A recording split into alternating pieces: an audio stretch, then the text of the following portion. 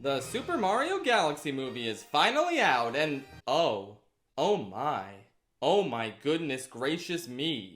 Yeah, I mean, I'm kind of not shocked that it performed a little worse than the original critically. Some of these reviews are a little vitriolic and over the top, especially after seeing the movie. But at the same time, it's pretty obvious that a sequel to the Illumination Mario movie that grossed over $1 billion wouldn't feel the need to make any drastic changes or improvements to the formula that got them that huge boatload of cash. They've never really been concerned with making good movies. I don't think that's a diss either. I think that's legitimately the sentiment they have when they put a movie into production. If it ends up being pretty good, awesome. If not, well, we better make sure it makes $1 billion, and this one obviously will because it's Mario. Anyway, a lot of people will probably say that this movie wasn't made for the critics. It was made for the fans. You want to know what I have that the guy who wrote this frankly ridiculous headline about it being worse than AI doesn't? I'll tell you what. I know what a conch door is. More importantly than that, Super Mario Galaxy is my favorite Mario game,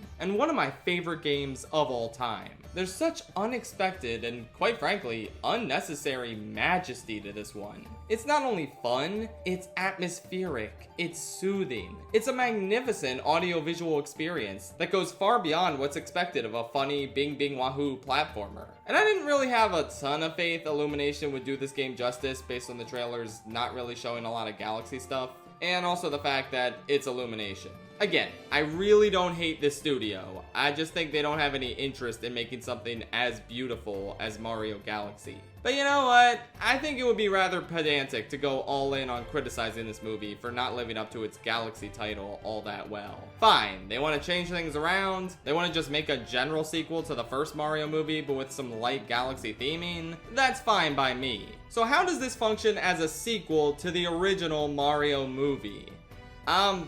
It's not as good. And keep in mind, I'm being generous with saying the first one is good. I rewatched it recently and I liked it. It was cute. But in my initial review, I was definitely a little too lenient because the writing and humor annoyed me far less than most other Illumination movies. I'd probably lower its score from a 7 to a 6. It's still Illumination's second best movie, only behind the first Despicable Me. And I still think it's a fun, cute time. Just nothing all that special. And this movie's kinda the same way for a while. Honestly, I don't have too many complaints with the first half. It's nothing mind-blowing, but it is some light and breezy fun that makes clever use of a lot of Mario elements. And it's honestly paced decently well. Like, they take their time setting up new characters and elements of the story, and they have nice quieter moments in between those new introductions. For a while, it really works as a worthy continuation of the first film, keeping that same tone and level of quality intact. But then maybe halfway through, we'll start to get a little too rapid fire.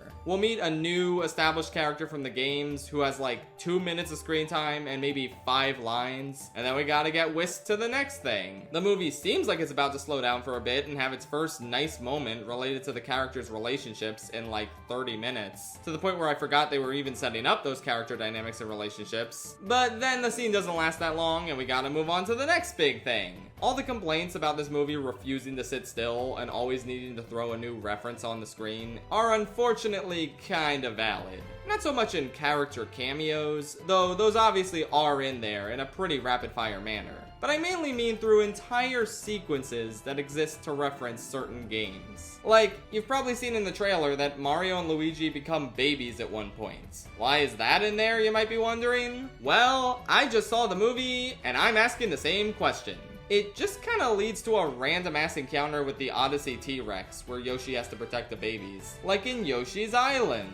Wow, I remember that game. It's such an utterly pointless sequence, which as far as I can tell, was added not just for the sake of adding another game reference, but also giving Yoshi something to do. He's there the whole time, he has some cute moments, but mostly he's just standing around and doing whatever Mario and Luigi need him to do. There aren't even really that many cute moments with him as the movie goes on. Like, I think about how much they used BB-8 as a quirky little mascot in The Force Awakens, who did cute things every now and then. Yeah, Yoshi doesn't even get that much of that after the first third is over. There's another sequence that serves as an elaborate Super Mario Bros. 2 reference, but honestly, you don't need it at all. It's just one more pile of references to throw onto this already teetering tower of them. I like the look of this anti-gravity casino, but it's such an unnecessary scene when the information Peach gets out of it could have just been obtained from any random NPC at the Gateway Galaxy. We really did not need to half-ass a wart appearance here. And the same is true for the Honey Queen, who gets a solid 1 minute of screen time, I'm pretty sure. I'm not asking for the roles of these characters to be expanded. Quite the opposite, actually. I feel like adding in extra characters with unnecessary celebrity voices takes away screen time from the dynamics they set up for the main characters, as well as entire characters who should be part of the main cast. We'll get to her. Oh man, we will get to her. I'm mainly talking about Mario and Peach's relationship, which they start hinting at but barely going anywhere with, as well as new elements like Bowser's conflicted feelings about the brothers. They actually do kind of an interesting internal conflict with him, and then they just drop it halfway through. A lot of people will say that I'm dumb for wanting the characters in this movie to have dynamics, which is insane when I say it out loud, quite frankly. But I'm only mad that they didn't follow through in interesting ways on these relationships, because the movie made it seem like they were going to. I swear, the first half of this is actually decently engaging from a story and characters perspective, and then it just gives into its need to throw a bunch of game references at the screen by the second half.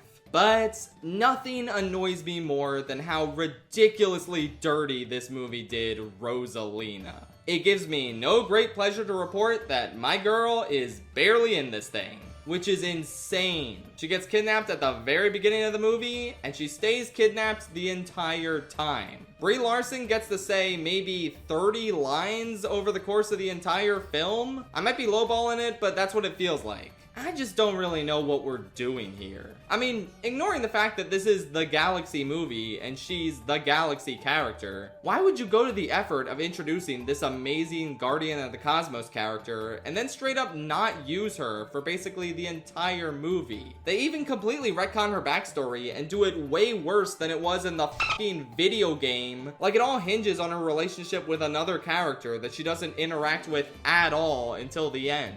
I'm being vague, but once you watch the movie, it becomes pretty evident early on who this character is. And it's like, shouldn't they know each other at this point? What is their relationship in the present day? It doesn't make any sense, and it has zero emotional resonance because we're not shown any of the time Rosalina has with that character before they get separated. Again, I wouldn't be complaining so hard about the plot and characters of a Mario Galaxy movie if the movie wasn't trying to have an emotional arc with its plot and characters and completely failing at it. The first movie didn't have such ambitions. Its emotional undercurrent was Mario's dad thinks he's a disappointment and he wants to save his brother. He saves his brother and his dad respects him by the end. Yay! It's not high art, but that's all the movie aspired to be, so I can't really complain about that. This movie has so many pieces that it seems like it wants to put together in a more ambitious puzzle, and then it just throws even more pieces on top instead. You can see an interesting potential story in contrast between the way Bowser raised his son and the way Rosalina interacts with her children, but that would require the movie to actually use Rosalina. The Bowser and Bowser Jr. stuff is kinda sweet. I do like the little puppet show Bowser puts on, but it ultimately just leads to there being two big bads for Mario and the gang to fight instead of just one.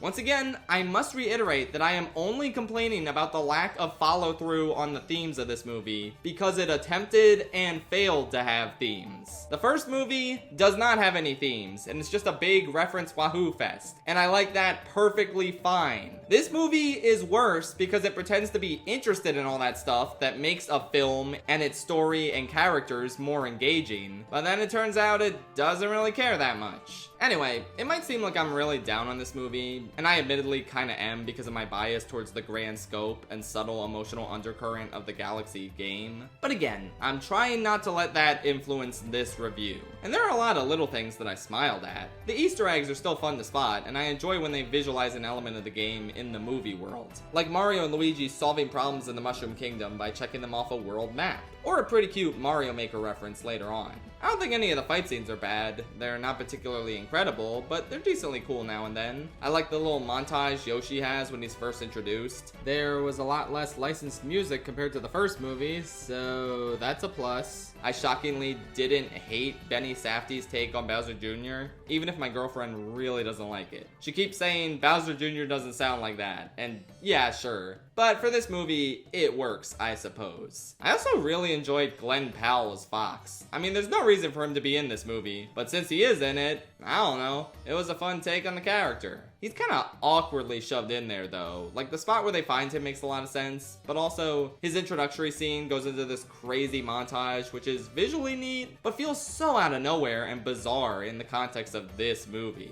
Well, I still thought he was cool. I liked the Pikmin, but also their cameo felt a little too drawn out and like they were trying to get applause, which is weird. I didn't clap. I have a little bit of self-respect, but it was nice seeing the Pikmin for a little bit, I suppose. Honestly, there aren't too many other surprises. I feel like most of the cameos and side characters were shown off in the marketing material. There was honestly no reason to show off the Pikmin or Fox beforehand. Those could have made for great moments to be surprised by, but whatever. There's another pretty cute cameo in the final battle that feels organic to the scene, and the post-credit scene is honestly pretty easy to predict. I would say I was excited to see that character, but honestly, I just don't know if I really care that much after seeing how little Rosalina appeared in this movie. I just don't really think I have a ton of faith that they'll do anything interesting with the new characters in future movies. I wish I could say I was excited for a potential Star Fox spinoff with this iteration of Fox. That seems like a fun idea on paper, but then I think about who would be making the movie and yeah, probably wouldn't have a lot to offer me. These Illumination Mario movies just feel like they're not made for me.